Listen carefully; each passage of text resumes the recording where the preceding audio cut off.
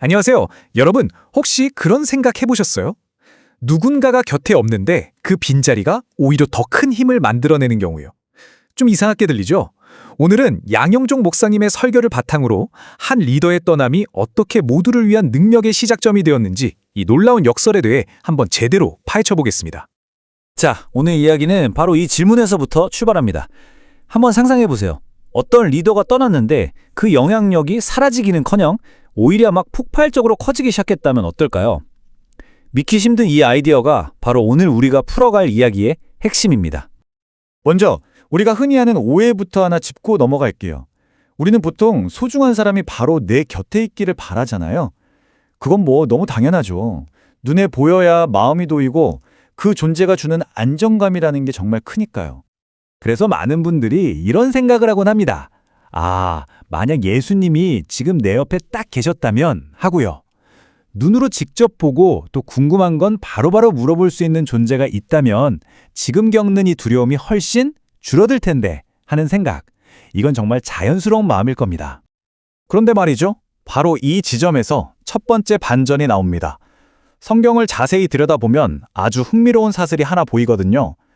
예수님이 제자들과 함께 계시는 동안에는 제자들이 스스로 기도할 필요를 거의 느끼지 못했다는 겁니다.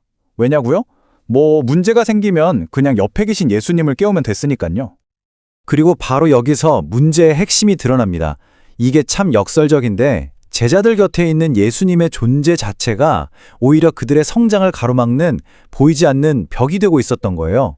다시 말해 그들의 의존성이 문제였던 거죠.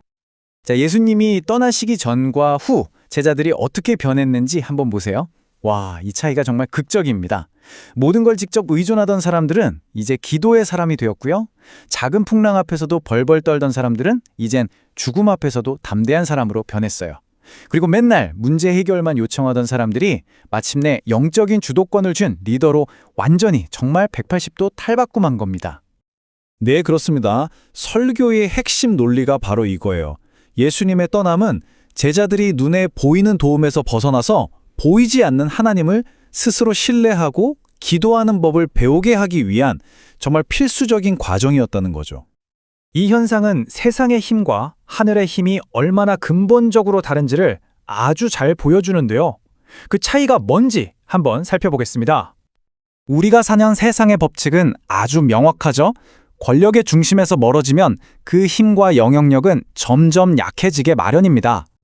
구체적인 예를 한번 들어볼까요? 대통령이 퇴임하고 아주 잘 나가던 CEO가 회사를 떠나고 또 장군이 군복을 벗는 순간 그들의 권한과 영향력은 급격히 줄어들죠. 세상의 권력이라는 건 그 자리에 있을 때만 유효한 거니까요. 하지만 예수님은 이 세상의 법칙을 그냥 정면으로 거스릅니다. 그분은 떠나심으로써, 그러니까 우리 눈에 보이지 않게 됨으로써 오히려 그 능력이 온 세상으로 확장된 역사상 유일한 분이라는 거죠. 이걸 다시 말해보면요. 예수님의 승천은 그냥 사라지거나 없어진 게 아니라는 겁니다. 오히려 이 땅이라는 물리적인 한계를 넘어서 하늘 보좌라는 훨씬 더 강력하고 중심적인 위치로 전략적으로 이동하신 사건인 거죠. 그러면 대체 이 놀라운 권력의 확장은 어떻게 가능했던 걸까요? 갑자기 제자들이 강해진 그 비결, 그 작동 원리가 뭔지 한번 들여다보겠습니다.